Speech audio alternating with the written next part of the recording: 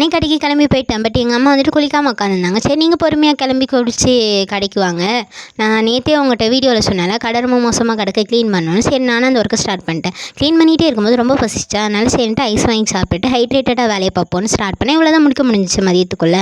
மீதி வேலையை சாயந்தரம் வந்து பார்ப்போன்ட்டு 2 மணி நேரம் தூங்கி எழுந்துச்சி வந்து பார்த்து மோட்டிவேட்டடாக வீடியோவும் போட்டுவிட்டு நானும் வந்து என்னோடய ஒர்க்கை ஸ்டார்ட் பண்ணிட்டேன். இந்த பாட்டு வந்து எனக்கு ரொம்ப பிடிக்கும். உங்களுக்கு இந்த பாட்டு பிடிக்குன்னா கீழே கமெண்ட் பண்ணிடுங்க. சரின்ட்டு நானும் வேக வேகமாக எல்லா வேலையும் முடித்தா என்னால் ஓரளவுக்கு தான் முடிக்க முடிஞ்சிச்சு. அவ்வளோ இதாக கிடக்கு. ஏன்னா நாங்கள் எவ்வளோ க்ளீன் பண்ணி கொடுத்தோன்னு உங்களுக்கு முன்னாடி வீடியோலலாம் பார்த்தீங்கன்னா தெரியும். அந்தளவுக்கு க்ளீன் பண்ணி கொடுத்த கடையை இந்தளவுக்கு ஆக்கி போட்டால் நானும் என்ன தான் பண்ணுறது. மறுபடியும் என்னால் முடிஞ்ச அளவுக்கு தான் க்ளீன் பண்ணேன். ஒத்தாலாக க்ளீன் பண்ணனால ரொம்ப டயர்டாயிடுச்சு.